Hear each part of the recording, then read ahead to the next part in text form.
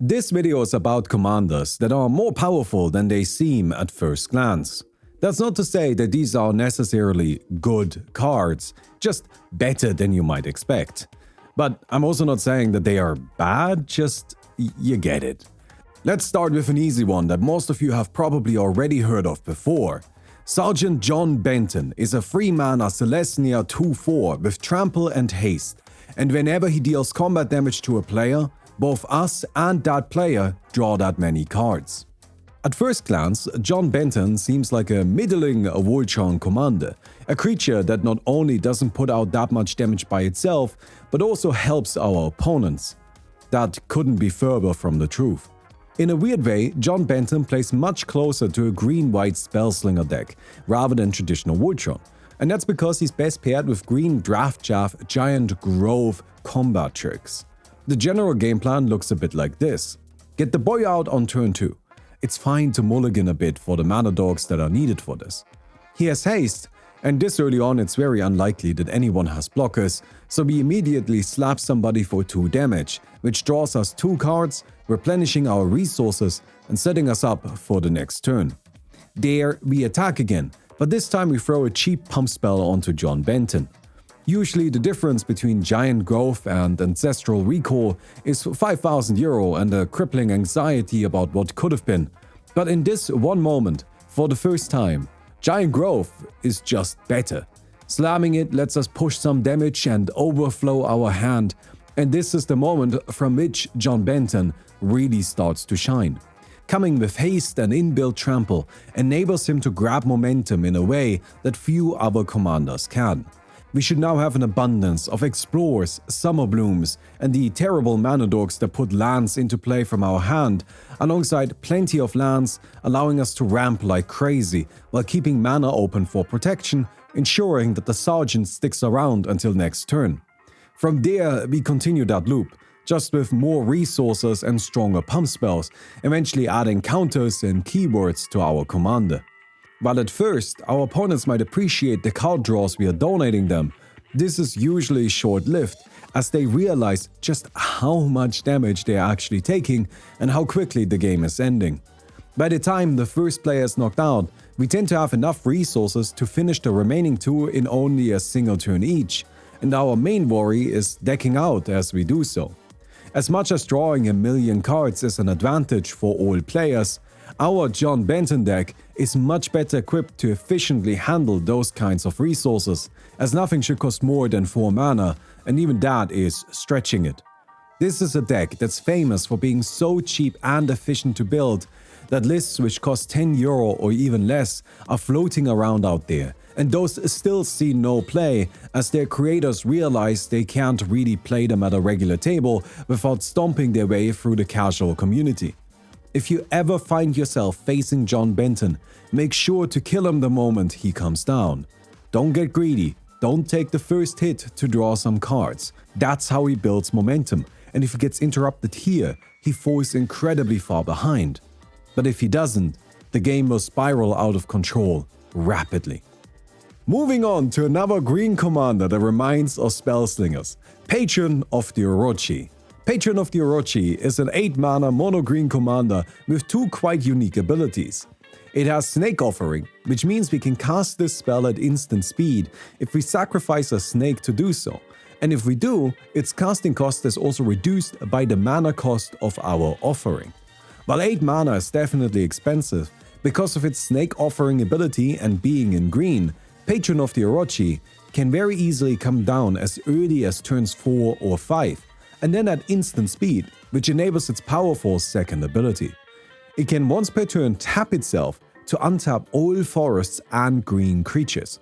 Interestingly, this includes itself, meaning it can use this ability every turn, including our opponents. It's kind of a Seedborn Muse in the command zone, except of course it also untaps our opponent's stuff. However, that's not actually that big of a problem. They probably invested their life savings into their 4-color mana base, while we are cool, attractive, and kind monocolor forest-only gamers. So even if we're untapping some of their stuff, we'll still be benefiting significantly more. And from there, we can do all kinds of absurd nonsense. We can spam tokens with Biogenic Ooze, dig deep into our deck for free creatures with Loot, Exuberant Explorer, use Null Mage Shepherd to tap 4 creatures to destroy an artifact or enchantment, or tap Matsu Tribe Sniper to deal 1 damage to a creature with flying.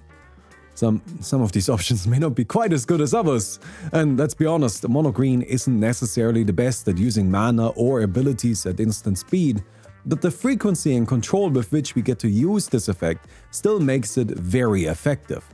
After all, we get to choose the timing, so we can insert ourselves into inopportune moments or even play for political favors. And even setting all of these shenanigans aside, keep in mind that this is just a flash mana doublet that grants our creatures vigilance that sits in the command zone. I know that we need some snakes to get the flash effect, but there are actually a lot of really playable snakes, like Lotus Cobra, Oran Frostfang, Ramunap Excavator, Skullwinder, Towerwinder, and Rampaging Etherhood. It's a surprisingly well-supported type. Unfortunately, for as many upsides as Patron of the Orochi has, it's still a very expensive creature that's not particularly aggressive, because attacking means it can't use its ability from that point onward. So proceed with caution, I guess. Walk carefully, be humble. Also, I made a Patreon. If you enjoy our content and want us to be able to continue making it, please head over there and support us directly. In exchange, I will be making unscripted videos over there, where I'll be discussing recent developments in the Magic world and decks that I built in the past and I'm currently building, and I will also be reviewing your terrible decks. Or maybe they're good, I don't know, that's the reviewing part. So I've spent the last 15 years making unscripted content. I have a lot of experience with that, but I currently don't really have a place to make unscripted content. So I thought we could put it on Patreon, because then I don't have to worry about thumbnails and titles. That's always the part that kills me. So anyways, go check out the Patreon. There's a link down in the description. I would really appreciate it. That would be absolutely fantastic. Also, while you're down there, give the video a thumbs up. Thank you very much. Another powerful and interesting commander that hails from a well-supported type is Wart, the Raid Mother. This is a 6-mana Gruul Goblin Shaman that has 2 abilities. First, when she enters, we create 2 1/1 red and green Goblin Warrior creature tokens. These tokens are incredibly valuable because we can use them for her second ability, which gives each red or green instant or sorcery we cast Conspire. Conspire is a keyword that allows us to tap 2 creatures that share a color with an instant or sorcery as we are casting it, and if we do, we duplicate that spell. This is an incredibly powerful ability. While red and green may not be the traditional spellslinger colors, there are actually a lot of really cool spells available to be copied. Particularly big ramp spells go insane. Doubling up on Traverse the Outlands or Harvest Season, which is particularly effective because we're tapping creatures to duplicate it, will provide us with mana for the rest of the game. And if we ever manage to cast 2 Boundless Realms, we'll get every basic from our deck into play. From there, we have lots of fun options to close out the match, like using a doubled insword to quadruple all damage our opponents take and our likelihood of a Deformation Suit. Or my favorite, which is blasting people with Treacherous Terrain. This may all seem a bit magical goblin land, but the aforementioned duplication of ramp spells makes our outrageous green-tinted Fervor Dreams possible. However, we should keep in mind that we need colored creatures in play to be able to actually conspire our spells, which is really easy because we're in Gruul and can poop out Scoot Swarms and Goblin tokens left and right. That's not to say that needing tokens isn't a real requirement. Maintaining a good onboard economy is crucial to this deck, and it's best to focus on playing a few expensive, powerful spells rather than many smaller ones. But I consider this an advantage, as it makes for an interesting deck building experience and lets us play a whole bunch of cards that don't often see use, like Immolating Gyre or Volcanic Vision. Ward's biggest downside is her high casting cost, but the deck that naturally forms around her doesn't need to worry too much about this issue, as it should be ramping into her rather quickly. Ward the Raid Mother is absolutely a kill on-site commander, as untapping with her, even a single time, can snowball games out of control so quickly that catching up becomes impossible. Copying spells is just a very powerful ability, and it only becomes more true as the conditions become easier. Alania, the Virgin Storm, is a 5-mana Izzet Otter that lets us copy the first instant, sorcery or Otter spell we cast each turn, so long as we gift an opponent a card for doing so. While this is a real cost, it is mostly unconditional, meaning we can always pay it, and duplicating our spells will easily result in much more value than one opposing card draw could. What makes Alania really special though, is that she doesn't copy the first instant, sorcery or Otter. She copies the first of each, up to 3 spells per turn. We can cast and copy Pirate's Pillage, Unexpected Windfall and Tempest Angler all in the same turn. These are all equally valuable, and I won't listen to anyone that says otherwise. Okay, look, I don't think I need to tell you about Izzet magic that's worth copying, so let's talk about Otters instead. While a strong Alania deck should definitely focus on instants and sorceries, there are definitely some Otters worth including.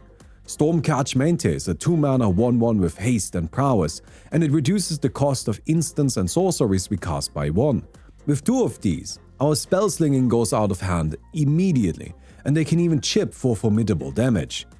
Coruscation Mage is a 2-mana 2/2 that deals 1 damage to our opponents whenever we cast a non-creature spell. This is already great in any Spellslinger deck, but Coruscation Mage also has Offspring, which allows us to pay an extra cost to create a baby version of it. If we cast it with Offspring and then copy it with Alania, we end up with a whole nuclear Otter family of 2 adults and 2 babies. And just like real baby boomers, they too will destroy their environment and anybody else's hopes for a prosperous future, pinging our opponents for a total of 4 damage every time we cast a non-creature spell. Finally, we got Valley Floodcaller, a 3-mana 2/2 with flash that then also gives all of our non-creature spells flash, and whenever we cast a non-creature spell, we give our critters +1/+1 until end of turn and untap them. While Valley Floodcaller can act as a pretty powerful lord, particularly if we copied it, its main utility in the deck is letting us cast sorceries at instant speed. Keep in mind that Alania can copy 3 times per turn, meaning if we find a way to cast sorceries during our opponent's turns, we can keep building a larger and larger advantage. That's assuming our opponents ever get a turn again, because if we stoop low enough, then we can start duplicating extra turns, which quickly, very, very quickly ends the game. This commander can just do a lot of incredibly powerful things in a color pairing that's stocked full of interaction and insane payoffs. My favorite moment I had with her was duplicating Full Throttle and winning by beating people to death with some very soft but dangerous, but adorable, but powerful Otter paws. Bloomburrow was just a wonderful set, and the final commander we're talking about today also hails from that plane. However, allow me to give a bit of context first. As you probably already know by now, I run a local series of €50 CEDH tournaments. Players bring the strongest decks they can and play only for winning, but all decks have to cost less than €50 when put into Moxfield and updated to cheapest. I love these tournaments. They are a ton of fun and always give me and many others in my local community a reason to brew. Particularly our regulars like bringing new decks to every tournament. And as such, we've had a really dynamically evolving metagame with lots of interesting ideas and commanders pushed to their limits. And one of those deck lists from a regular that really stood out to me was helmed by Gev, Scaled Scourge. Gev is a 2-mana 3/2 with Ward, pay 2 life. He also makes our other creatures enter with a +1/+1 counter on them for each opponent that lost life this turn, and whenever we cast a Lizard spell, Gev deals 1 damage to target opponent. As you might expect, the vast majority of Gev decks are Lizard decks that try to benefit from the counters Gev dishes out to build a strong board. The tournament list, on the other hand, didn't bother with Lizards, and instead focused on being an aggressive value pile that dished out damage quickly by putting creatures onto the board and eventually tutored or just drew into one of its many, many combo lines centered around Persist creatures. Persist is a keyword that has a dying creature return from the graveyard with a -1/-1 counter on it, if it didn't already have a -1/-1 counter. If a creature with Persist dies while Gev is on the board and damage had been dealt to an opponent, it will return to the battlefield and Gev will override its -1/-1 counter with +1/+1 counters. At that point, it can be sacrificed again. It will return again, and we have entered an infinite loop. Once a loop like that has been established, actually killing our opponents becomes trivial.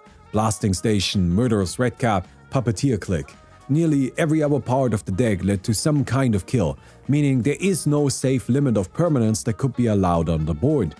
And because Gev is so cheap to cast, continuously removing him feels like a futile effort. This is a deck that's fast, aggressive, and can quickly adapt to nearly any board state, even pivoting into a full-on beatdown plan if necessary. Out of all the cards we talked about today, the gap in my personal perception between how good I thought a card was and how strong it played out when I saw it in practice was easily widest with Gev. Even now, he just seems like a fun little quirky guy. But don't trust his lies.